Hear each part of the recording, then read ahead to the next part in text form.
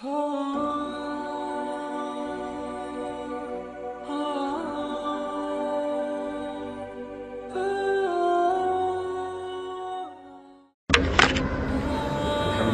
نحمده ونصلي على رسوله الكريم أما بعد فأعوذ بالله من الشيطان الرجيم بسم الله الرحمن الرحيم الزانية والزاني فاجلدوا كل واحد منهما 100 جلدة ولا تأخذكم بهما رأفة في دين الله إن كنتم تؤمنون بالله واليوم الآخر وليشهد عذابهما طائفة من المؤمنين.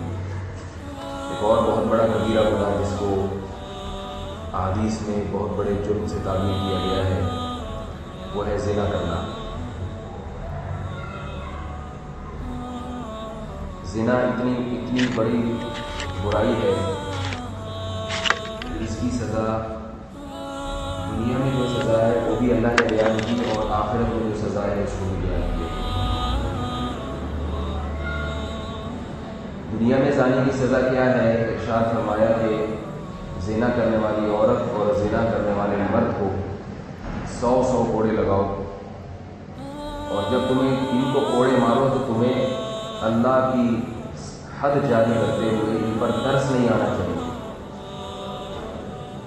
یعنی تمہیں نرمی نہیں آنی چاہیے. وَلْيَشْهَدْ عَذَابَهُمَا طَائِفَةٌ مِّنَ الْمُؤْمِنِينَ، اور مسلمانوں کی ایک بہت بڑی جماعت ہونی چاہیے جو اس عذاب کو اپنی آنکھوں سے دیکھے. اس سے اندازہ لگا لینا چاہیے کہ اللہ تعالیٰ کو اس زنا والے عمل سے کتنی نفرت ہے. آج بہت سے نوجوانوں میں بھی، لڑکوں میں بھی، لڑکیوں میں بھی زنا کا رواج بڑھتا چلا جا رہا ہے. بہت آرام سے زنا کر لیتے ہیں، بے دین تو کرتے چلے جاتے ہیں اور دیندار یہ سوچ کے کرتے ہیں کہ ہم بعد میں توبہ کر لیں گے. رسول اللہ صلی اللہ علیہ وسلم نے ارشاد فرمایا لا یزنی الزانی حین یزنی وهو مؤمن، جب کوئی شخص زنا کرتا ہے تو اس وقت اس کے دل سے ایمان نکل جاتا ہے.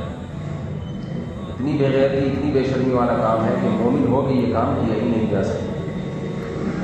حدیث میں آتا ہے رسول اللہ صلی اللہ علیہ وسلم نے قیامت کے دن معراج کی رات میں آپ صلی اللہ علیہ وسلم نے کچھ لوگوں کو دیکھا جو بالکل ننگے تھے، ان میں مرد بھی اور ننگی عورتیں بھی آگ میں جل رہی ہیں، اور جیسے ہی آگ کے شعلے بلند ہوتے ہیں تو ان کے جسم بھی اوپر کی طرف اٹھتے ہیں.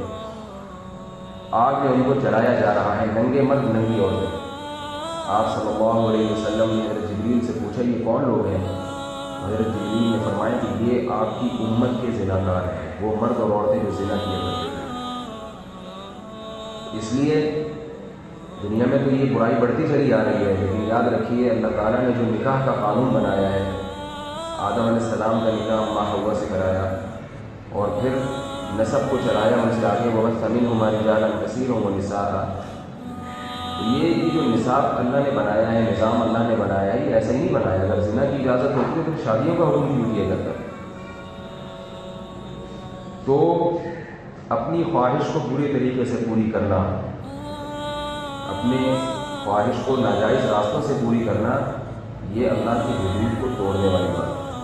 اللہ تعالیٰ نے قرآن مجید میں متعدد مقامات پر فرمایا ہے فَمَنِ ابْتَغَىٰ وَرَاءَ ذَٰلِكَ فَأُولَٰئِكَ هُمُ الْعَادُونَ. فرمایا إِلَّا عَلَىٰ أَزْوَاجِهِمْ أَوْ مَا مَلَكَتْ أَيْمَانُهُمْ فَمَنِ ابْتَغَىٰ وَرَاءَ ذَٰلِكَ فَأُولَٰئِكَ هُمُ الْعَادُونَ أَوْ مَا مَلَكَتْ أَيْمَانُهُمْ فَإِنَّهُمْ غَيْرُ مَلُومِينَ. فرمایا ایمان والے وہ ہیں جو اپنی شہوانی خواہش کو صرف اپنی زوجہ کے ذریعے پوری کرتے ہیں، بیوی کے ذریعے پورا کرتے ہیں، اور جو اس کے علاوہ کوئی بھی راستہ اختیار کرے گا تو یہ لوگ اللہ کی حدود کو توڑنے والے ہیں. تو اس لیے اللہ کی حدود کے قریب جانا، تلک حدود اللہ فلا تقربوها، اللہ نے جگہ جگہ قرآن میں کہا کہ اللہ کی حدود ہے، ان کے قریب بھی مت پھٹکو، دور رہو ان سے. اسی وجہ سے فرمایا ولا تقربوا الزنا، کہ زنا کے قریب بھی مت پھٹکو، اس لیے کہ زنا ایسی چیز ہے کہ اگر آپ اس کے قریب چلے گئے تو آپ پڑ جائیں گے، کیونکہ انسان کے لیے پھر اپنے نفس کو روکنا اور اپنے آپ کو قابو میں رکھنا بہت مشکل ہوتا ہے. یورپ میں رہنے والے مسلمان یا عرب کنٹریز میں جہاں عیاشی ہے، دبئی، بحرین وغیرہ، بہت سے لوگ نائٹ کلبوں میں چلے جاتے ہیں، نیت یہ کرتے ہیں کہ ہم زنا نہیں کریں گے، بس عیاشی دیکھ کے آ جائیں گے. انہوں نے اللہ کے حکم کی نافرمانی کی. اللہ کہہ رہے قریب بھی مت جاؤ ایسی بےہودہ مجلسوں کے، لیکن جب چلے گئے تو پھر شیطان ان کو اس برائی میں ڈال دیتا ہے. اور پھر میرے پاس کتنے نوجوان آ چکے ہیں جو دبئی گئے، بحرین گئے، نیت اچھی تھی ان کی، کمانے کے لیے گئے تھے، اور پھر کہتے ہیں ویسے ہی ہم تفریح میں کسی نائٹ کلب میں چلے گئے دیکھنے کے لیے، شیطان نے ہمیں اس برائی میں ڈال دیا، زنا کروا دیا۔ میرے پاس آ چکے ہیں یہاں پر ایسے نوجوان، کہہ رہے اب ہم اتنے پریشان ہیں، ایسی لت پڑ چکی ہے اس گندگی کی کہ اب اس لت سے نکلنا چاہتے ہیں مگر نکل نہیں پاتے۔ تو اپنے آپ کو بھائی یہاں تک لے کر کیوں گئے ہو؟ احادیث سے پتہ چلتا ہے کہ جو شخص زنا نہیں چھوڑتا بڑھاپے میں بھی کرتا رہتا ہے، وہ بڑھاپے میں بھی اس کو شوق ہوتا ہے زنا کرنے کا۔ تو اس لیے یہ بدترین انجام سوچ کے ڈرنا چاہیے۔ دنیا کچھ نہیں کہتی آج کل زنا کا، آج کل تو لڑکے نوجوان فخر سے بتاتے ہیں کہ ہم جو ہے اتنی لڑکیوں سے ہمارے ناجائز تعلق آتے ہیں۔ آج وہ دور نہیں ہے جس پہ گناہ کے انسان کو ندامت ہو، لیکن یہ سوچنا چاہیے کہ اللہ تعالیٰ قیامت کے دن انتقام لے گا۔ ایسے ہی تھوڑی اللہ نے اتنی بڑی سزا رکھی۔ اور شادی شدہ مرد وہ اگر زنا کرے اس کی سزا تو بہت ہی سخت رکھی گئی ہے کہ پتھروں سے مار کے اس کو ہلاک کر دیا جائے۔ حدیث میں آتا ہے کہ جبریل علیہ السلام سے آپ صلی اللہ علیہ وسلم نے پوچھا معراج کی رات میں، آپ نے کچھ لوگوں کو دیکھا جو بدبودار گوشت کھا رہے تھے، صاف ستھرا گوشت پڑا ہوا تھا، ایک طرف حلال گوشت اسے چھوڑ کے مردار کا بدبودار گوشت کھا رہے ہیں۔ تو نبی صلی اللہ علیہ وسلم نے حضرت جبریل سے پوچھا یہ کون لوگ ہیں؟ آپ صلی اللہ علیہ وسلم نے فرمایا یہ آپ کی امت کے شادی شدہ زناکار لوگ ہیں، جو گھر میں حلال بیوی کو چھوڑ کر باہر طوائفوں کے پاس جا کے منہ کالا کرنے والے لوگ ہیں۔ تو یہ اس لیے اللہ ان کو اس حلال پاکیزہ گوشت سے ہٹا کے سڑا ہوا گوشت کھلا رہے ہیں، مردار گوشت کی گئی وہی چیز جو تم دنیا میں کھاتے رہے۔ تو اس کا نبی صلی اللہ علیہ وسلم نے زنا سے بچنے کے طریقے بھی بتائے ہیں۔ ان میں سب سے بہترین طریقہ، سب سے زیادہ مؤثر جو آپ صلی اللہ علیہ وسلم نے فرمایا، صحیح بخاری صحیح مسلم کی حدیث ہے، یا معشر الشباب من استطاع منکم الباءۃ فلیتزوج فإنہ اغض للبصر واحسن للفرج ومن لم یستطع فعلیہ بالصوم۔ کہ اے نوجوانوں، تم میں جس میں بھی طاقت ہو، یعنی جس کو بھی رشتہ مل سکتا ہو نکاح کے لیے، اسے چاہیے کہ وہ شادی کرے، اس لیے کہ شادی کرنے سے اس کی نگاہیں بھی جھک جائیں گی اور اس کی شرمگاہ بھی حرام چیزوں سے محفوظ ہو جائے گی۔ نکاح ایسی چیز ہے جو انسان کو برائیوں سے روک دیتا ہے۔ ایک شادی اگر کافی نہیں ہے تو اللہ نے مسلمان مرد کو 4 شادیوں کی اجازت دی ہے، آپ دوسری شادی کریں۔ وہ بھی کافی نہیں ہو رہی، آپ کی صحت بہت اچھی ہے، تیسری کر لیں۔ وہ بھی کافی نہیں ہو رہی، 4 کر لیں۔ پھر بھی اگر کافی نہیں ہو رہی تو اس کا مطلب ہے آپ ٹھرکی ہیں، آپ کا دنیا میں کوئی علاج نہیں ہے، ٹھرکیوں کے لیے قوانین نہیں ملتے۔ تو اللہ تعالیٰ نے عدل کی شرط کے ساتھ مسلمان مرد کو اس کی اجازت دے دی ہے۔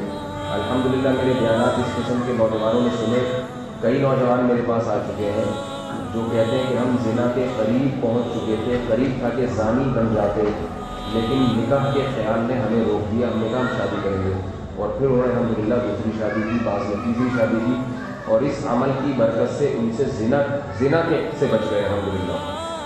لیکن اب پریشانی بہرحال ان پر آتی ہے، 1 2 ہے 3 بیویاں رکھنے میں مشکلات ہوتی ہے، لیکن وہ ان مشکلات کو اللہ کے لیے برداشت کر رہے ہیں۔ وہ یہ کہتے ہیں کہ ہم نے اللہ کے لیے کی ہے، اپنے آپ کو زنا سے بچانے کے لیے، اب انشاءاللہ اس میں اللہ ہماری مدد کرے گا، اور واقعتاً اللہ کی طرف سے مدد ہوتی ہے۔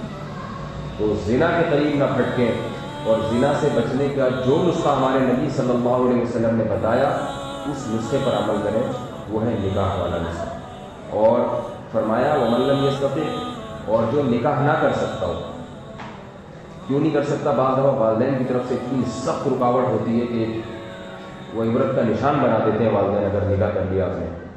ایسے بھی واقعات آتے ہیں کہ بعض نوجوانوں نے والدین کو بتائے بغیر نکاح کر لیا، پہلے تو کوشش کی والدین کو منانے کی، نہیں مانے۔ ان نوجوانوں کو ڈر تھا کہ ہم نے اگر نکاح کیا تو نکاح نہیں کیا تو زنا ہو جائے گا، چھپ کے نکاح کر لیا، والدین کو پتہ چلا تو اتنا ہنگامہ ہو گیا کہ وہ خودکشی تک کے واقعات بھی آئے ہیں اس میں۔ تو جب دم نہیں ہو انسان میں پھر ایسے کام نہیں کرنے چاہیے، حوصلہ ہو تو پھر انسان کرے یہ کام۔ تو بہرحال شریعت تو یہی کہتی ہے حوصلہ کرو اور نکاح کرو، نکاح میں کسی کی نہیں سنو، کیونکہ اللہ کا حق ہے نکاح کرنا، زنا سے بچانا اپنے آپ کو اللہ کا حق ہے۔ اللہ پوچھے گا قیامت کے دن۔ والدین اپنی بالغ اولاد کو شادی سے نہیں روک سکتے، اس کی والدین کو شریعت نے اجازت نہیں دی ہے۔ البتہ شادی ہے اپنے خرچے پر، والدین کے خرچے پر نہیں ہے شادی، یہ ذہن میں رکھیے۔ اگر وہ کر دیتے ہیں تو وہ ان کی طرف سے ایک احسان ہوگا۔ بہرحال اگر کسی میں طاقت نہیں ہے، رشتہ ہی نہیں مل رہا یا کسی بھی لحاظ سے اس میں ہمت نہیں ہے، تو پھر اللہ کے نبی نے فرمایا فعلیہ بالصوم، وہ کثرت سے روزے رکھے، اعلیٰ ضرر کے لیے کثرت سے روزے رکھے، 1 2 روزے نہیں، روزے کثرت سے رکھنے سے اس اس میں تقویٰ پیدا ہوگا، للہیت پیدا ہوگی۔ روزہ انسان کو حلال خواہشات سے روک دیتا ہے، حرام سے تو بدلے کے اولا روکے گا۔ یہ کام کر کے اپنے آپ کو زنا سے بچانا چاہیے۔ اور ایک آیت سوچنی چاہیے، اللہ نے قرآن میں فرمایا وَلْيَسْتَعْفِفِ الَّذِينَ لَا يَجِدُونَ نِكَاحًا حَتَّىٰ يُغْنِيَهُمُ اللَّهُ مِن فَضْلِهِ، کہ جن میں نکاح کی طاقت نہیں ہے وہ اپنے آپ کو حرام کاریوں سے بچا کے رکھیں۔ اور پھر اللہ نے امید دلائی کہ انشاءاللہ اللہ تمہارے لیے شادی کا بندوبست کرا دے گا، نکاح کا بندوبست کرا دے گا، اللہ تمہیں بھی غنی کر دے گا۔ کتنی بڑی بشارت ہے۔ فرمایا کچھ دن ٹھہر جاؤ، ساری زندگی کنوارے مل جاؤ گے، انشاءاللہ تمہاری بھی ہو جائے گی۔ یہ حکم مردوں کے لیے بھی ہے، عورتوں کے لیے بھی ہے۔ آج لڑکیاں بھی بہت جو ہے نا آنکھیں سے باہر ہوتی چلی جا رہی ہیں، اور وہ بھی بڑے آرام سے زنا کے لیے آمادہ ہو جاتی ہیں۔ اللہ اس بدبختی سے ہماری نجات عطا فرمائے، ہمیں پاکیزہ اور صاف معاشرہ نصیب فرمائے، اور ہمارے دامن کو اللہ تعالیٰ اس قسم کی گندگیوں سے ہمیشہ پاک صاف رکھے۔ اس لیے کہ جب تک اللہ کی توفیق نہ ہو انسان خود نہیں کر سکتا۔ انسان کو خود کی کوشش کرنی چاہیے اور اللہ سے دعا بھی مانگنی چاہیے کہ اس گندگی سے اللہ ہمیں ہمیشہ محفوظ رکھے، اور اگر کسی سے ہو گیا تو گڑ گڑا کے اللہ سے توبہ کر کے ہمیشہ کے لیے اس کو چھوڑ دے۔